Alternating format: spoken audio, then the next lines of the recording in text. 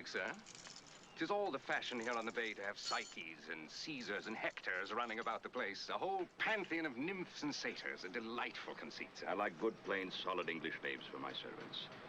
Fiddler, and do we have a George? Yes, sir. There's Suki's George, born last planting time. Well, then, Toby. Yes, his name shall be Toby. Oh, and Mr. Carrington. Sir, You're not dealing with a child, sir. I do not take your meaning, sir. My meaning is to be found in that carbuncle on Black Toby's back over there. I expect it to be lanced before he's loaded onto my wagon. I hadn't noticed it before, sir. Probably because it was covered with pine tar, somehow. I shall fetch the doctor right away, sir. Fiddler. The purpose of changing Kunta's name was so that he could lose his ethnic identity.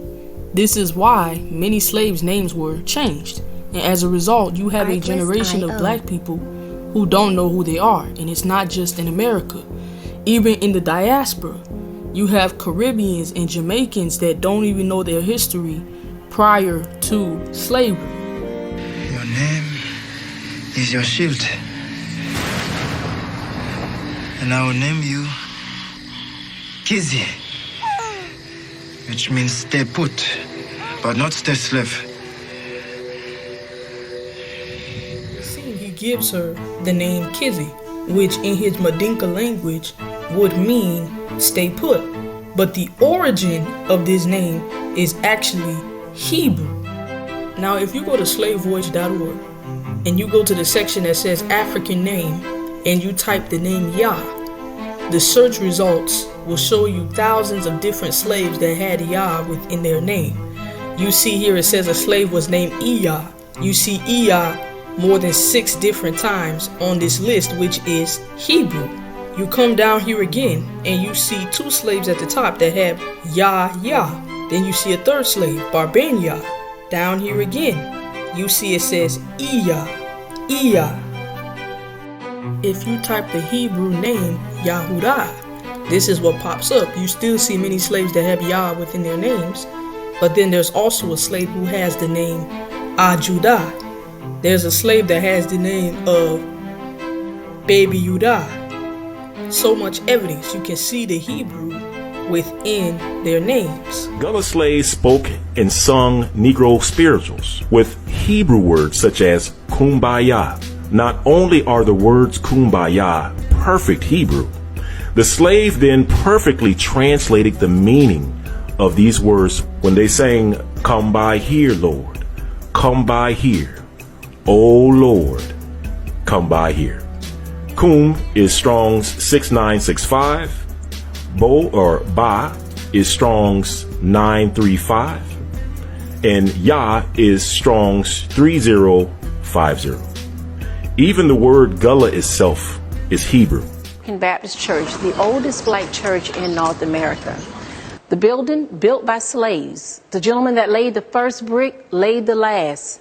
The balcony hold pews that actually were built by slaves. They have the oldest information in this building. That information is written in cursive Hebrew writing. Downstairs, the air holes that the people, when they hid beneath, were built by slaves. They have the oldest information in this building. That information is written in cursive Hebrew writing. Often learned in school that slaves were not allowed to read or write, that they couldn't read or write. But what they don't tell you is that they could read and that they could write, just not in English. The next question is, how were they able to read and write in Hebrew? And why did many of them have Hebrew names before their names were changed if they were from Africa? Now, another piece of history that we do not learn in school. This took place in 1897. Negro who can write Hebrew. He is deaf and dumb and comes from an African town. Hartford, Con, September 19. A young African Negro who has been in this city for the last few days who claims to be a Hebrew. He is deaf and dumb and as black as the ace of spades. He carries a pad of paper with him and answers all questions by writing them in Hebrew and Loshen Kodesh, What excites the most wonder is that he actually writes the language of the books of Moses and is made a special study of, spoken and written with ease only by the rabbis and highly educated Hebrews. The Negroes was sent to one of the rabbis of Hartford, who is perfectly satisfied that he is a Hebrew. He says that he came from a large town in Africa where there is a tribe of about 20,000 black Hebrews who speak Loshen Kodesh and are quite prosperous. He also says that his father is a rabbi in that town. So during this time, it wasn't quite normal for black people to just know how to speak Hebrew.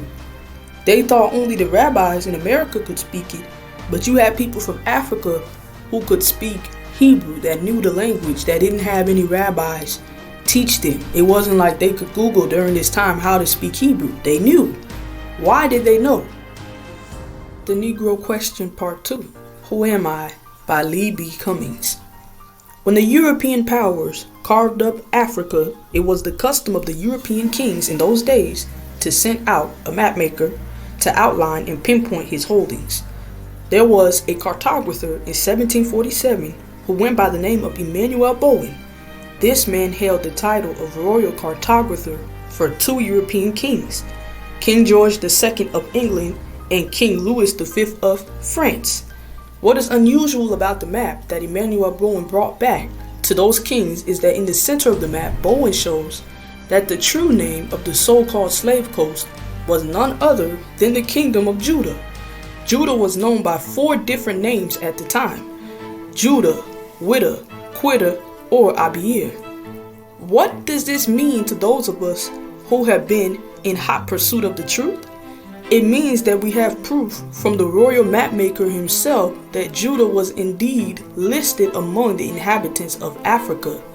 Of even greatest interest is the fact that the maps were not disputed by the two kings.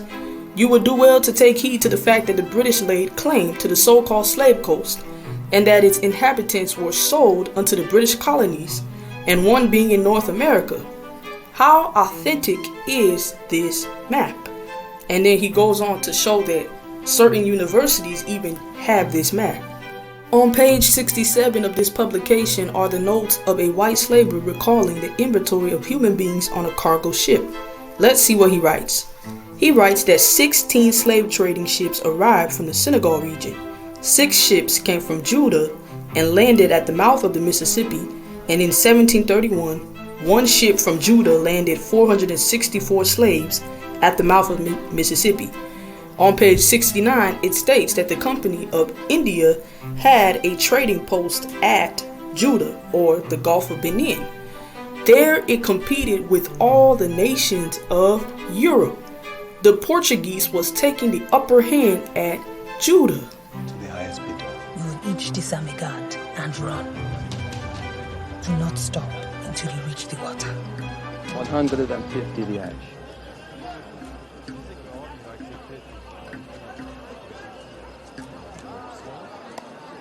Não, Santo, que diabo estás a fazer? Vim aqui fazer. Chama cheiro selvagem. Não matas nisto. Tu é que és nisto. Não metas nisto. Considera com o sol que não estás entre eles.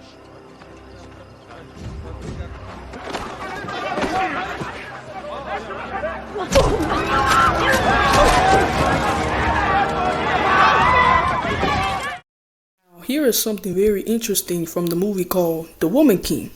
The Portuguese actually want to buy these slaves from Dahomey, and the Dahomey kingdom largely sold these slaves to European traders, and specifically these are the Portuguese, just as we read in that particular source.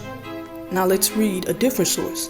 It says Owita, also known as Witta, and we have seen that another name for Witta is Judah, is a commercial center in the modern African nation of Benin that was one of the most active slave trading ports in all of Africa.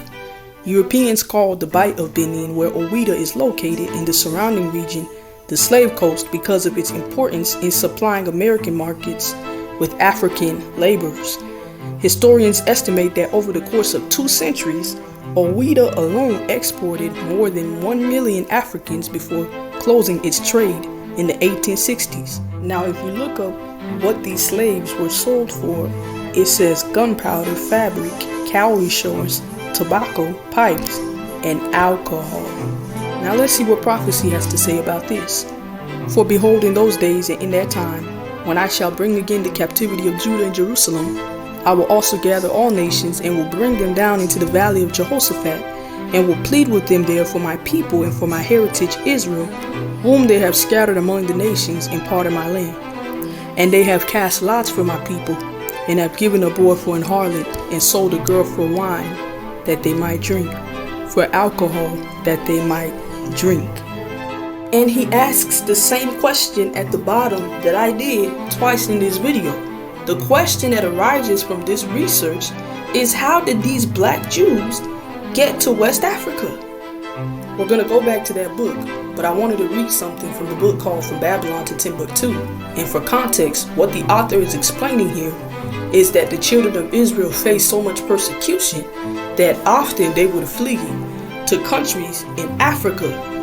It says here that many Jews fled into African countries such as Egypt, Ethiopia, which would explain the Falashas that live in Ethiopia today that are treated separately from the other Ethiopians in their country. They are treated differently because the native Ethiopians know that there's a difference between these black Ethiopians and them, and that is simply that they are the children of Israel, and they took their customs with them as they migrated to these areas, and they actually face a lot of racism when they go to Israel today.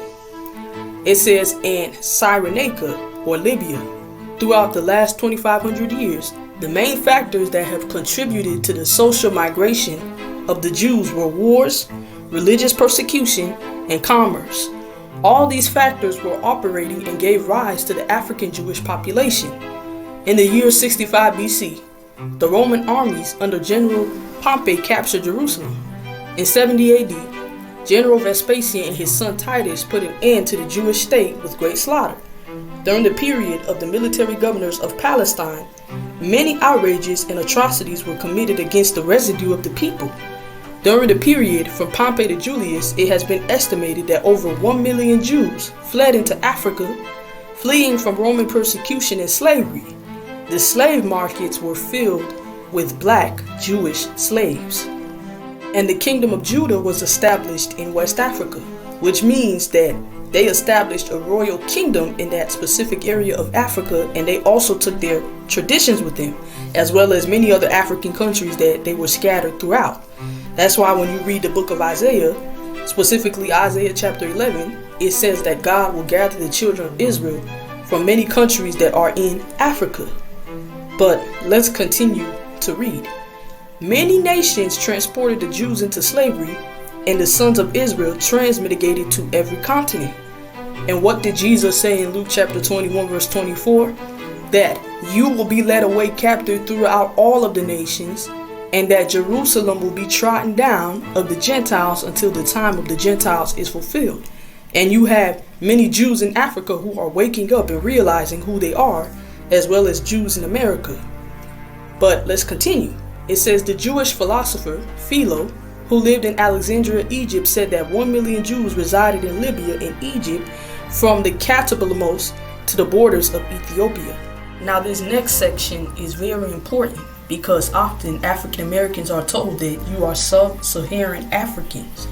But this is something very interesting. It says the Byzantine emperors in the 5th and 6th centuries persecuted the Jews constantly. Therefore, multitudes of Jews were compelled to migrate into the Sahara Desert to the south. By this time, the Sahara Desert was heavily occupied with black Jews. And these black Jews, I'm not reading the book, but I'm just explaining history. These black Jews were later sold into slavery throughout all of the world. This is the history that we learn in school, but we don't learn anything prior to that time. Now let's keep reading from Babylon to Timbuktu. It says the Black Jewish Empire of Ghana. The ancient Black Empire of Ghana was established in the Western Sudan. During the colonial period, the Western Sudan was called French West Africa. The northern boundary of this region is the Sahara Desert. The western and southern border is Lake Chad. Some rivers of this region are the Senegal, the Gambia, the Volta, the Benin, the Logon, and last but not least is the famous Niger River. This river flows from the Guinea highlands northeast to the famous cities of Timbuktu and Gao, and then it makes a sharp turn and flows southeast towards the city of Benin in Nigeria. In ancient times, the Carthaginians from North Africa penetrated the Sahara Desert in the western Sudan during the 2nd and 3rd centuries BC. When North and Eastern Africa had amassed over 1 million Jews, these Jews began a continuous migration to the region of the Niger River. As I have mentioned earlier, this region that extends across the entire width of Africa below the Sahara Desert from the Senegal to Somaliland is known as the Sudan or Black Africa. Between the 2nd and 3rd centuries, the Black Jews of Arabia continue migrating across the Red Sea to Ethiopia. The largest exodus of the Jews occurred during the persecution by the Arabs led by Muhammad. He had said on his dying bed he wanted Islam to be supreme throughout all of Arabia. There was a Jewish tribe called Rechab which crossed the Red Sea and migrated to the extreme point of the western Sudan. At the same time, the Jews were migrating westward across the Sudan from Ethiopia. They also migrated southward from Libya, Tunisia, Algeria, and Morocco to the fertile region between Senegal and the Niger rivers. When the Jews from the north and the east met between these two rivers, they established a confluence or a crossroad in West Africa where men could exchange their culture, ideas, and merchandise. These Jewish migrations went on with great frequency about 300 AD, and they continued with the utmost regularity for 1200 years. Joseph J. Williams points out the course of the Jewish migration from northeastern Africa. He writes that the Jews migrated up the Nile, passing Memphis, Elephantine, Karun, and then they turned west at Kordofan in central Sudan. In the region of the White Nile, Williams thinks some Jews settled in the country of Shilluk in the southern Sudan and Uganda. He continues by tracing the migration from Kordo to Darfur, Lake Chad, Kano, and then to the countries of the Niger River. The author, who is Rudolph R. Windsor by the way, says the Black Jews had an advantage over the African tribes. They carried their culture, history, laws, and written records with them. This assured them a constant precedent for the development of a higher social organization. Because of the stability of the Black Jewish culture, the Jews were not absorbed into the population. In fact, the Jews absorbed some of the native tribes. The Jews made use of every opportunity. They were industrious and skillful people. In the Jewish Ghanaian states were found kings, princes, governors, generals, secretaries, treasurers, revenue agents, judges, architects, engineers, doctors, historians, language interpreters, mathematicians, jewelers, sculptors, masons, carpenters, painters of art, goldsmiths, leather workers, potters, armorers, saddlers, blacksmiths, and so on and so forth. The Black Hebrew kings of Ghana actually had two titles. 1. Kayamaga, which is Master of Gold, and 2. Ghana War Tree. Now we're going to read to the source that we read in the beginning from the book, The Negro Question Part 2, Who Am I? He says, you cannot bring up the discussion of the Empire of Ghana without mentioning the Great Bantu Migration, which was 60 million people. And we just saw that the other author also talked about the migration of the Hebrews into these various different African countries. Bantu was once the language that was spoken from Ghana to South Africa. Bantu was spoken in Ghana, Ashanti, which are the Levites, Lemba, Levites, Kingdom of Judah, Slave Coast, Congo, and Zimbabwe. So they still retain their original languages as they fled to this place. Because people often ask the question, how can you tell the difference between the Hebrews and how can you tell the difference between the children of Ham? Most of the time you can tell the difference based on their language patterns. You can tell the difference based on traditions that they do that they don't even know comes from the Bible. But anyways, it says, why would all these people flee to West Africa? Some fled the Assyrian invasion of Israel in 722 BC. Some fled the Babylonian invasion of Israel in 606 BC, and some fled the Roman invasion of Israel in 70 AD, and some fled the Black Arab invasion of Israel in 640 AD. And there are artifacts of the children of Israel in all of these places, such as this one. Observe all of these artifacts that show indeed that they were black people.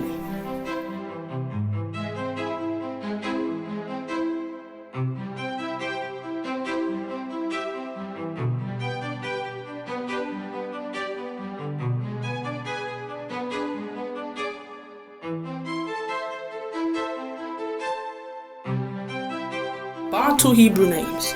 There is a town in Congo called Congalu.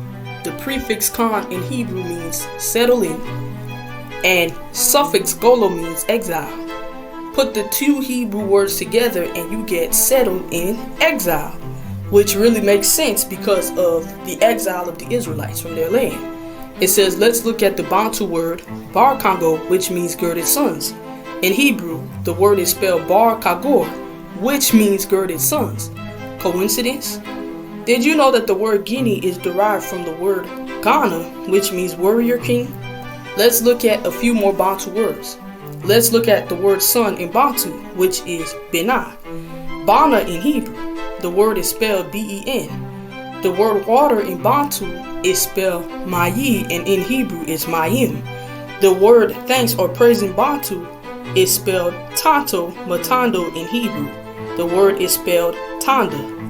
In Bantu, the word to play is spelled Tsaka, but in Hebrew the word to play is Tsakak. So you can see the similarity. Even if I'm butchering these words, you can read it for yourself and you can see how similar it is. But he continues. He says the Bantu word for God is Yahba, and the Hebrew word for God is Yah. As we established in the beginning of this video, and we saw how many slaves in the United States had Yah within their names. It says you don't have to be a rocket scientist to see that Bantu and Hebrew are the same language. As far as Ghana is concerned, let's hear the testimony of an author of the Middle Ages known as Edrisi, found in the Hebrewisms of West Africa, page 234. He writes, speaking of Lamlam, when slaves were dragged into captivity by the inhabitants of Ghana, Takor writes that there were only 2 towns in the district, which he gives places to the south of the kingdom of Ghana, and adds, according to what the people of this country report, the inhabitants are Jews. And we just read in a different source about the kingdom of Ghana, the Hebrews who established a royal kingdom there. Hadij Ed Agwati, writing in 1242, adds this testimony. There is a race of people in Tuggered called Med Jarai, which occupy one separate quarter of the town. They were Jews in former time, but to escape death, which they were menaced by the natives, they made profession of Islam. Let me play the game of intrigue. Were there any towns or rivers in the southern states where these Bantu-speaking people were enslaved? According to the research done by Joseph E. Holloway, his book of the African Heritage of American English, on page 107, he lists Bantu places names in 9 southern states: in Alabama 28, Georgia 18, Florida 31, Mississippi 14, North Carolina 26, and so on and so forth. It appears that the language the white kidnappers forbade the Hebrew captives to speak was Bantu or Hebrew, because I told you guys earlier that slaves in America knew how to write and speak in Hebrew, and they knew how to read Hebrew, but they just did not know English. The name Ghana is not the name of a country. The name Ghana was the title that the king held. In the book Hebrewisms of West Africa, Joseph J. Williams writes that Za el Yemeni came to Kuka about 300 AD in ancient abode of the Sungahi tribe. He established a line of kings known as Za Dja, or the Daya dynasty. This founder of the first Sudanic dynasty in Western Africa was a black Jew. Za established his capital at Gayo on the eastern upper Niger River. As you can see, the Empire of Mali grew alongside the Empire of Ghana, and don't forget they also spoke in Bantu. Mali was a Jewish kingdom that was ruled by Mansa Masu, the king of Mali. Where? is the Windward Coast, Wheat Coast, Tooth Coast, Gold Coast, or the Slave Coast. And these are some of the names that you will see on these modern maps today, which is simply not true. And then he says, these places were in the minds of kidnapping whites that invaded West Africa. What nation in its right mind would name a piece of its land the Slave Coast? This is the thinking that a government-sponsored education produces, a slave mentality. We will get back to Mansa Musa later. I want to visit some articles that have recently been popping up in the news concerning Hebrew scrolls found at Timbuktu. I have in my possession an article. You can Google this article on the internet titled The Elusive Libraries of Timbuktu. This article describes the personal library of one Daidi Hadara. One of the books in Honduras library or Hadara's library is the Taqir al-Fatash, which is a history of the Sudan up to the late 16th century. Many of the manuscripts are written in Hebrew. Bantu, that's right, Hebrew. There's another article that should interest you called Islamist at Mali Torch Library of Ancient Manuscripts, dated 7th the 3rd, 2013. The article states that over 3,000 ancient manuscripts of Timbuktu have been destroyed, and at least one of the ancient manuscripts was written in Hebrew. The solution to this problem is simple. They are finding Hebrew manuscripts in the ancient abode of the Kingdom of Judah, because the people that were sold into the Americas and the Caribbean were Hebrew Israelites who spoke and wrote Hebrew, plain and simple. The evidence on the ground is starting to become overwhelming. We just read about the black Jew in 1897 that could read and speak Hebrew and shock the world. We saw how there were slaves who had Hebrew names, and now we are reading about the Bantu people and seeing how similar their language is to that of Hebrew. So much evidence. The author continues. He says, I haven't forgot about Mansa Musa. Mansa Musa was a devout Muslim, and it was said of him that he was the enemy of all Jews. Mansa Musa expelled all Jews from Timbuktu and penalized any Berber who did business with them. The only way he could expel these Jews is that they would have to reside there in the first place. And then the author says, I have to keep this map in front of your face because it has become apparent that the people of Ghana, Mali, and Sangari are the same people who gave different names to the small kingdoms within the empire. And then he has this map right here. There was a king in Songhai whose original name was Muhammad Torre, who began to be called by a new name that was Muhammad Askia. As a result of the rise of the Askia dynasty, and the Za dynasty of the Black Hebrew kings was terminated about the year 1492D, the Moroccans, or the Black Moors, invaded Songhai for wealth. Even though the Moors eventually withdrew its army, Songhai would never be the same. If you don't understand anything I just read, the author's going to make it clear. He says for over 1,200 years, there were Black Hebrew kings ruling over Ghana, Mali, and Songhai from one time or another. The west coast of Africa had an empire that the white historians and their universities never teach or talk about. This would mean that the children of the North American slave trade are none other than the children of the empire.